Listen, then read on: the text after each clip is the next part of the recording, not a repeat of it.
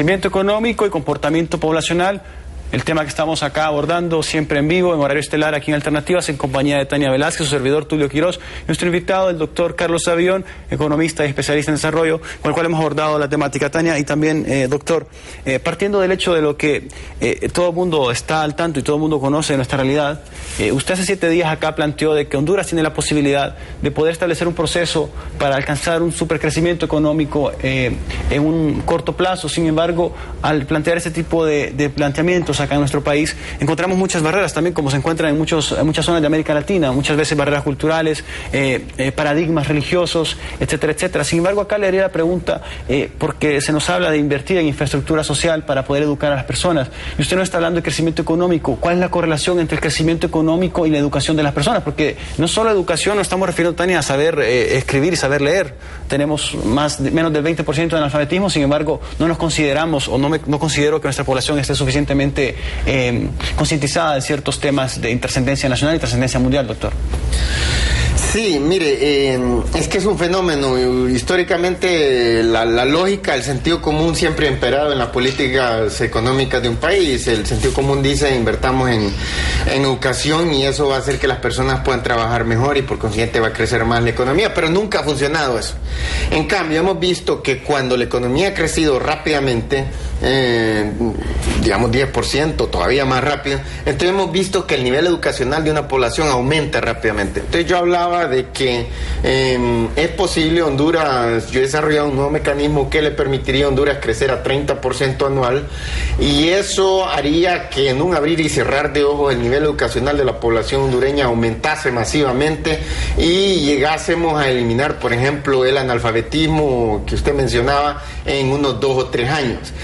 A la vez, no solo el analfabetismo se eliminaría, sino que el porcentaje del total de la población, por ejemplo, que termina en la secundaria, que completa estudios universitarios, aumentaría de una manera vertiginosa.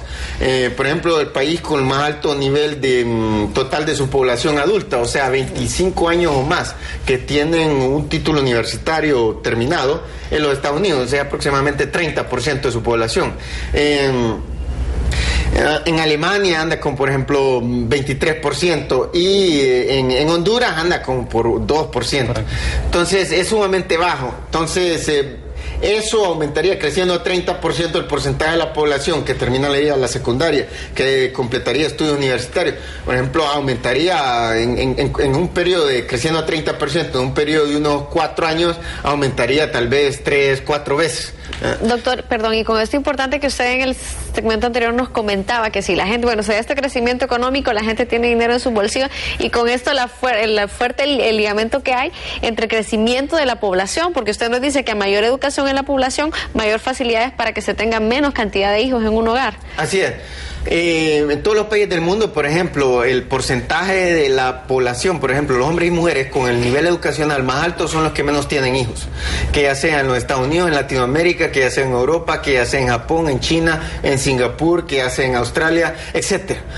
Es frecuente. Vemos ese fenómeno por 2 motivos. La gente, cuando obtiene un alto nivel educacional, ve el mundo desde otra perspectiva. Entonces ve un mundo de posibilidades que antes desconocía. Entonces, por ejemplo, se percata que hay cosas interesantísimas, aparte de tener hijos, como por ejemplo viajar por el mundo, hacer una carrera interesante, desarrollar alguna idea, fundar un negocio, etcétera, etcétera, etcétera. Entonces vemos que las mujeres, por ejemplo, en países con cultura confuciano-budista, como en Japón, en China, en Singapur, etcétera, en Corea, vemos que las más educadas son las que tienen menos hijos. En Latinoamérica vemos la misma cosa, en los Estados Unidos, en Alemania, etcétera, etcétera. Entonces hoy día, por ejemplo, en varios países de Europa, los gobiernos le están pagando a las mujeres para que tengan hijos, porque ya no quieren tener. De una manera general, y sobre todo el gobierno desearía que quienes más tuvieran hijos sean las más capacitadas, porque dicen, van a procrear hijos más inteligentes, mejores obreros, ¿sí? Pero esas son las que menos quieren tener hijos. Entonces vemos ese fenómeno a nivel internacional, pero a la vez vemos que no solo es que pone más dinero en los bolsillos, que posibilita a las personas a tener más, sino que desarrolla más los conocimientos y a la vez hace que la gente tenga una perspectiva más científica sobre el tema. Las religiones históricamente han tabuizado el sexo, y lo hacían por muy buenos motivos. Era porque, decir, en ese momento, como la tecnología no existía, la tecnología anticonceptiva no existía, entonces, y la tecnología, digamos, de los antibióticos entre las enfermedades, el SIDA es una enfermedad nueva, pero la sífilis y la gonorrea ha existido por miles y miles de años. Entonces, era un mecanismo de protección contra la sociedad. Obviamente, si hubiera habido demasiada actividad sexual, hubieran habido epidemias venéreas todavía más grandes. Entonces, vemos cómo los tabús sociales disminuyen en la medida. Por ejemplo, en este momento el país que más, la región del mundo, la religión que más oprime las relaciones amorosas de los seres humanos es el mundo musulmán. Y más aún así, los países más desarrollados de ellos, yo les mencionaba y mostramos unas imágenes de los Emiratos Árabes Unidos y de Qatar la vez pasada, que son los países más ricos del Medio Oriente y son los países que incluso que hoy día son más ricos que los Estados Unidos. Pues ahí, por ejemplo, donde las mujeres tienen más libertad de decidir su reproducción con mayor libertad, porque tienen la mayor disponibilidad de no solo educación, sino que de tecnología anticonceptiva para controlar su natalidad. Entonces vemos que esto cambia masivamente cuando las personas, y a la vez vemos que, por ejemplo, una causa fundamental de divorcio es usualmente la mala situación económica de uno de los dos de la pareja. Doctor, tenemos que hacer un corte comercial. No estamos diciendo que controlemos el crecimiento económico, planifiquemos también el crecimiento poblacional. Esta alternativa sigue con... Esas fueron Alternativas, el programa en el que hoy nos estábamos tocando un poquito acerca del crecimiento poblacional y el crecimiento económico, la relación que tienen.